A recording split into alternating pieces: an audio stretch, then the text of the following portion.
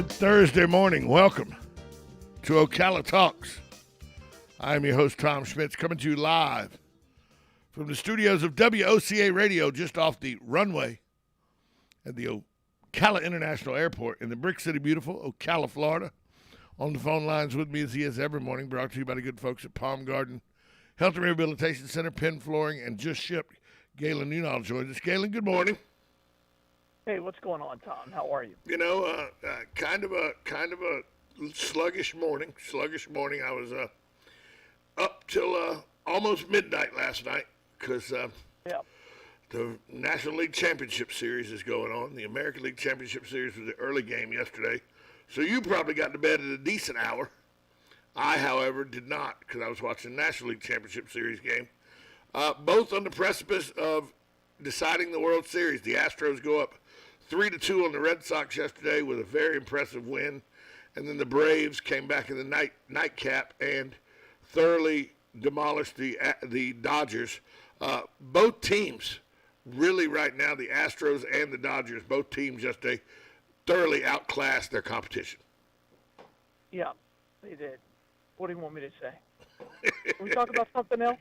I mean, I don't know. I mean, why do you always want to talk about sports? There's a lot going on in the world.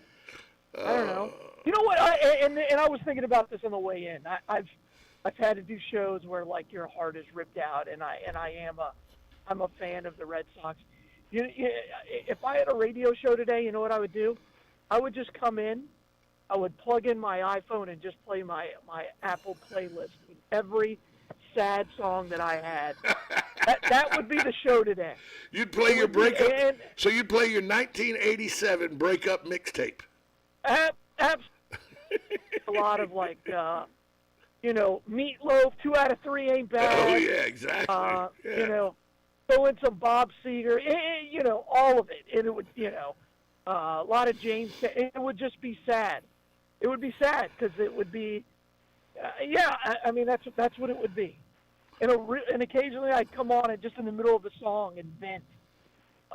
I mean, I don't know what the Red Sox are supposed to do now. I mean, they got as good of a pitching performance as possible for Chris Sale coming off of his pretty devastating injury. He'll be better next year. He pitched great. Red Sox just couldn't hit with runners in scoring position. So that's all I have to say about that for the moment. Now we're going to go back to the Commodores. So 3 times a lady. Hey, well, let's talk about this then. A day in history that changed. Lionel Richie, lead singer. A day in history that changed the way that the state of Florida is forever. It is a day that made sure that as long as it's functioning, we will not pay state income tax, or as long as a Democrat doesn't get in the mansion, we don't pay state income tax. We don't have state ad valorem tax. On this day, October 21st, 1965, Walt Disney starts using dummy corporations to buy up 27,000 acres of land on the outskirts of Florida. Total price for that 27,000 acres, $5 million. It was finally leaked by the Orlando Sentinel what was going on, though. But we all know that some 6 years later, in October, 6 years later, the Magic Kingdom opened at Walt Disney World Resort, and it is now the most visited and largest recreational resort in the world. That all started taking place with the first purchase of land, October 21st, 1965. And Galen, is it fair to say no other event except for, the discovery of Florida has been as influential as what Disney did with buying up that land and creating a vacation mecca that is Orlando now, that is the largest recreational and resort in the world and the most visited recreational resort in the world? I mean, when you think about things in the history of Florida, that's got to be in the top 5. Yeah, I know you love this topic because it gives you an opportunity to talk about Disney World, but I think I'm going to go right back to Lionel Richie and that. It's Disney World. Yeah, you love it. It's there. It Yeah, altered. it was It a pretty altered. good purchase decision. It altered the way the state is. It altered the way the state functions. Yeah, I don't know. I don't know. I don't know what you want me to say But about it it. did. It did. Don't In, disagree with anything you said. in all It changed. in all It honesty, changed the way families travel. yes. Of that, there's no doubt. It created the destination theme park where people would go instead of for a day. Now they go there for Weak. apparently for life. But it did. For life. It People did. like you. If truth be told, it did decimate the recreation or tourist industry in the city of Ocala or the Marion County, because with the opening of Disney World, that was the death knell for places like Six Gun Territory. See, I don't. Silver Springs Well, was it no took longer the 20 draw that it years. was. Silver Springs. Yeah, but it took 20 years for it to die. Well, of course it And did, but it was neither the start of the but death. neither one of those evolved. You're right. You're right.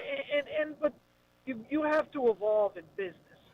And if you think about it, Disney has stayed fresh, not because it's the Magic Kingdom, but they stay fresh because they're constantly evolving.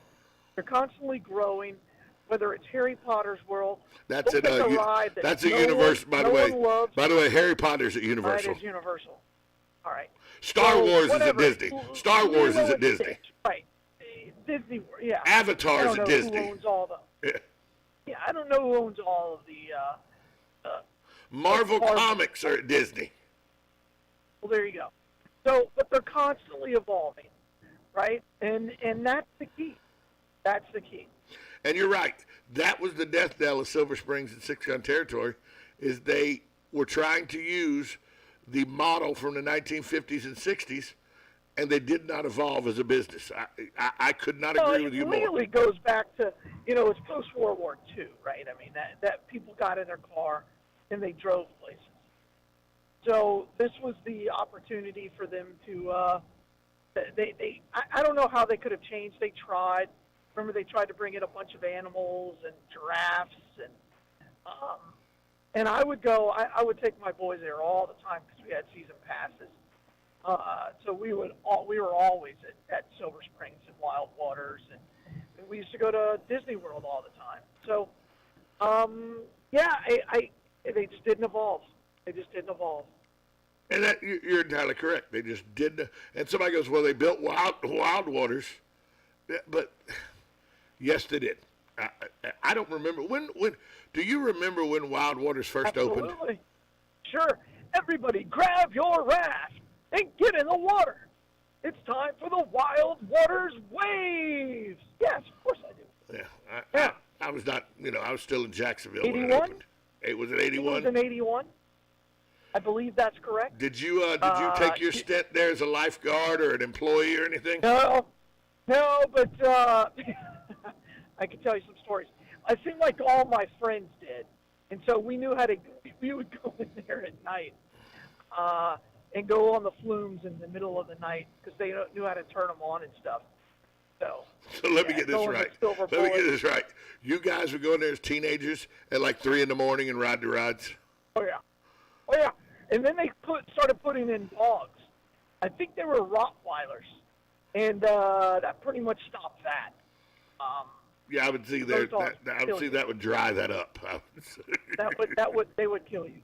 Well, you know Duffy. Ask Duffy, he'll tell you. Oh, both Duffys work there as lifeguards. I'm to understand.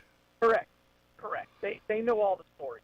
Yeah, so it was an attempt at evolution for Silver Springs, putting Wild Waters in. But Wild Waters wasn't part of Silver Springs at the time. Wild it was Waters its own thing, right? It wasn't part of Silver Springs. It was its own thing. Wild Waters, and I've had this discussion. Wild Waters could still exist today. But they didn't evolve. Right. The water park itself is still a viable option here, but they just never evolved. They never did anything. I guess they did the corkscrew thing, but they tried with the kiddie pool, but they didn't change the 3 flumes, right? And they just became old and rickety, and they didn't evolve. And the company who owned it didn't want to put any more money into it. Right. Just like Wet and Wild. Everybody goes, I can't believe Wet and Wild's gone. I go, yeah, but it was an old rickety park. It's sitting on a prime piece of real estate that Universal bought up. And when Universal was building its own water park, they saw Wet and Wild as a hotel area. And when you drive over to that area of I-Drive and Universal Boulevard now, all you see where the old Wet and Wild used to be are two massive hotel structures. You know, right? And again, you have and Disney has their own, and I don't think Blizzard Beach, and what? I don't know, Typhoon what Lagoon. A terrible name. Typhoon Lagoon and Blizzard Beach. And I've been to both of them, but a terrible name for a water park. Blizzard Beach is terrible. It's horrible. So again, I think Wild Waters was as good as either one of them. They just didn't take the next step. So, and if you're a kid and you grew up in Ocala, that was your second home in the summer. Well, I know some mothers here. Buy that pass and just drop your kids would literally get dropped off there, and then they'd pick them up in the afternoon. I know mothers when Wild Waters closed 4 years ago now, I think it was. I know that there was op-eds written in the newspaper. There was things on Facebook and all where people were like, what are we supposed to do as parents now in the summer? That we would buy the season's pass, I'd be able to take the whole family, it was affordable. What are we supposed to do now? No, they would literally, like my kids, they went to martial arts during the summer, and they would go there every single day. And they didn't complain, right? Because they had their own little games that they played. It was like camp. Who would complain? So, right, and then when they stopped doing that, then we signed our kids up for this some kind of kayaking camp, and they would, with Marion County, and they would learn how to kayak and canoe and paddleboard. They would go down all the different rivers. So they didn't like that as much as Wild Waters. No, I would think not. We're going to take a break. We come back more with Galen Unoff from Life South. You're listening to 1370 AM, 96.3 FM. This is WOCA, The Source. One being released from a hospital and wondering how you'll manage? Inform your physician that you want to go to Palm Garden of Ocala at 2700 Southwest 34th Street for your rehabilitation. Palm Garden provides pain management, post-discharge follow-up, diabetic care, psychosocial support, and so much more. Plus, they even offer outpatient rehab. This award-winning care facility has a team of licensed professionals dedicated to enhancing your independence. Call 352-854-6262 today. Hi, this is JP from Penn Flooring here in Ocala. I would like to invite you to come in and visit our spacious showroom where we have solutions for every style and budget. From wall-to-wall carpet to hardwood floors and tiles, we have an unsurpassed selection of flooring. At Penn Flooring, we've provided quality customer service with a family touch for over 25 years. Visit our website at pennflooring.com or come by our showroom, 1201 Southwest 17th Street, just over the bridge. Penn Flooring, quality customer service with a family touch. Are you wasting time boxing up packages and going to the post office or the UPS store? Are you tired of not knowing what you'll pay when you get there? Just Ship offers pickup service and flat rate packaging and postage rates, which takes the guesswork out of shipping while saving you time and money. So quit wasting valuable time and money. Call or text Just Ship at 352-234-3840. That's 352-234-3840. Just Shipped. You're having another great day and you have good taste tuning into WOCA The Source with Ocala Talks and Tom Schmitz. Well, 1 out of 2 isn't bad. Welcome back to Ocala Talks on a Thursday. I'm on the line with Galen Unoff from Life South, brought to you by Penn Flooring, Just Shipped, and Palm Garden Health and Rehabilitation Center. Galen, I was in a discussion last night, which leads right into which parlays right off what we were talking about today. We were talking about where things used to be and what they had become, and we were at trivia at Charlie Horse, where we'll be doing the second annual Toys for Tots drive on November 7th. And somebody said, well, this used to be the Western Sizzler. Now, I haven't lived here long enough. It's always been Charlie Horse for me. But I gather you probably remember it as the Western Sizzler first. Sure. I remember when the Charlie Horse opened. Yeah. Yeah, it used to be the Western Sizzler. And June was working there, big bro. time. And June was working there, bro. Yeah, it was. I think June's been there forever. June and June was there, and my wife and I had a date at Charlie Horse. So yeah, she's been there forever. But yeah, Probably threw me out then too. it got to thinking about it. How I used to, my family would come down. My family was people that Ocala and Marion County loved, because we would come down every week in July, and we would spend a week at the Holiday Inn, which was right across from the entrance of Silver Springs. And we would go to Silver Springs, and we would go to Six Gun Territory. And on Wednesday nights, my dad would tell us it's time to get dressed up. Now, we were Catholics, so we weren't going to Wednesday night church. He said, it's time to put on your good clothes. We're going to town to dinner. And when he meant town, as you remember, to come from Silver Springs to Ocala in the 70s, in the early 70s, for a small kid, that 4 miles seemed like forever, because there wasn't the development that's there now. There wasn't all the stores and everything that you see now. So we would come up. Where that Holiday Inn is, there's still nothing there. Right. Yeah. I mean, that area's never recovered. No, it There has was not. more back then. There was more back then than there is now. In Silver Springs, but the difference between Silver Springs and Ocala, 16th Street in Ocala, there wasn't a whole lot. Once you left the Are Silver you Springs. talking about the Silver Springs attraction?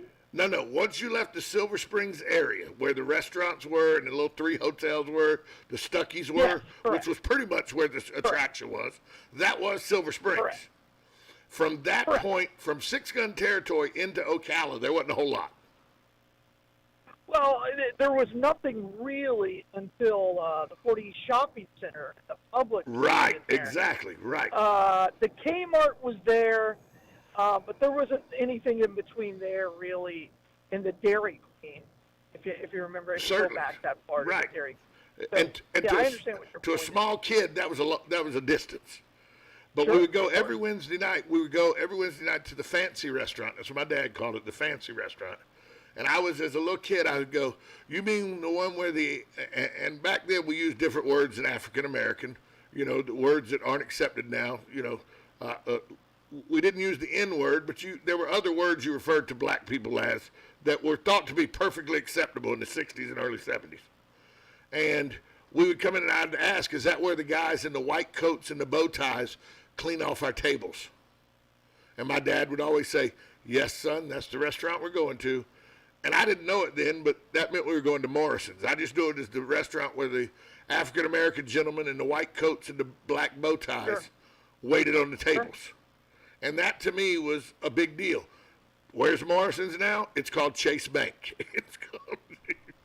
Well, what's crazy is, our donor center's right across the street. from Yes. me. Going to Morrison's back in the day was quite a thing for my family. It was a big deal. Because there were 7 of us, and you could get anything you You wanted. could walk down that line and get pudding, and you could get Jell-O, and you could get cut ham, and Yeah. whatever you wanted. Get You got to whatever pick. You wanted. You got to pick. And the rule was is you had to eat everything. Everything you got on your plate, you had to eat. Which is a 7-year-old. It's tough. It was a battle. It was. I never accomplished it. My dad would say, "Yep, your eyes are bigger than your stomach." Yeah, But we would go there, and that was a big deal. And and my parents, would go to the Cascades and go to the Foxfire Den and stuff like that. But we would. My dad loved the Western Sizzler. There were a couple of places like that we would go to. Did you ever was the Brahma Scotty's on the Boulevard was where we would go for lunch. was the Brahma still Scotty's open when Deli. was the Brahma still open when Oh you were yeah, a kid? absolutely. Sure, absolutely. Yeah. I hear so many stories never about went there. I hear I so many wasn't able stories to about go. the Brahma, yeah. I hear so many Yeah, stories and that about was the Brahma. Parents' night. And and back then, when you went out to a restaurant like that, there were no kids. No. Like the parents the kids would be left at home all by themselves. Yeah, my sister, because I had a sister 6 years older than me, when she was 12, 13, 14, I mean, she was our mom, because our mom and dad would go out for dinner and stuff. So she was our babysitter. We didn't hire a babysitter. I had a 12-year-old sister at home that took care of a 6-year-old and a 3-year-old. Yeah, that's what happened in my house. But yeah, I mean, there wasn't a whole lot there. Now you look and There's so many places to eat. Just the square is completely different. I mean, I remember when when Sears was just a catalog outlet. So. Well, you remember where was you didn't go buy your shows there, your clothes there. You just ordered them. Where was my favorite store growing up as a kid? I know exactly where it was in Jacksonville. Where it was in my neighborhood in Jacksonville. Where was the one here? To me, the best store as a kid ever, because it had everything from baseball gloves to bicycles to hardware. It had everything. Where was the Western Auto here in town? The Western Auto? No. It was Bill Ray Sports City.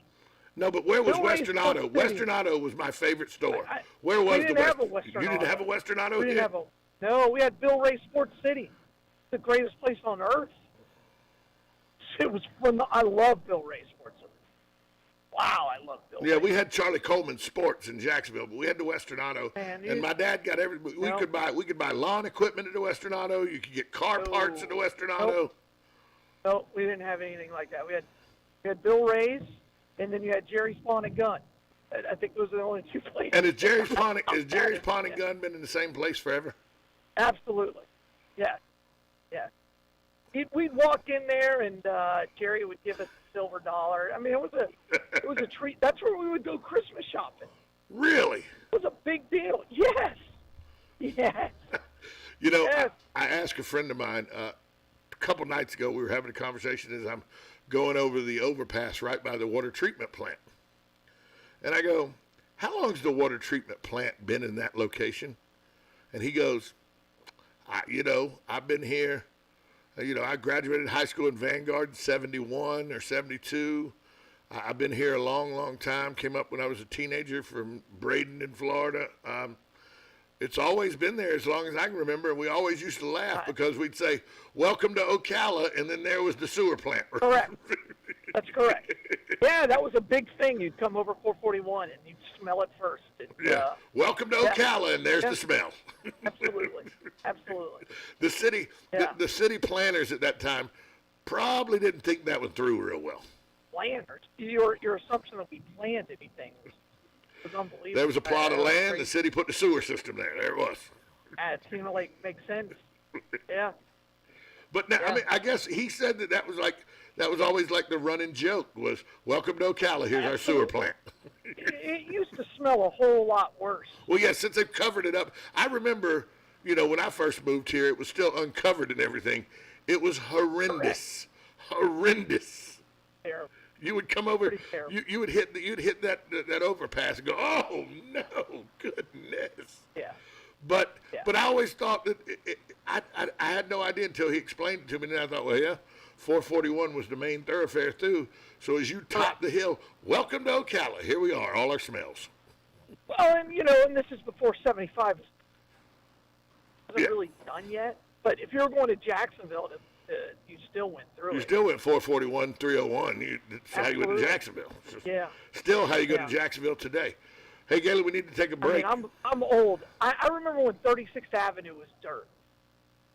36th, where the corner of 36th Avenue and Fort King connect, that was dirt. It was dirt after that connection. Okay. So. Okay. Down. All right. We're going to take a break on that one. We'll be right back after this timeout. You're listening to 1370 AM, 96.3 FM, WOCA. The Source.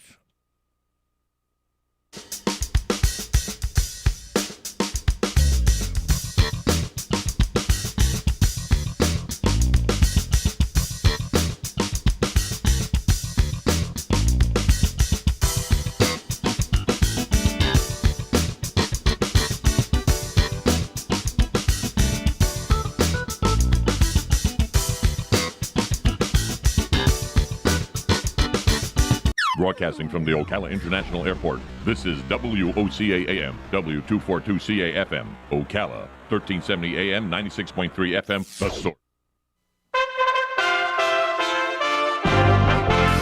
USA Radio News with Lance Pry. There's been a break in the Gabby Petito Bryan laundry case. FBI lead investigator Michael McPherson from the town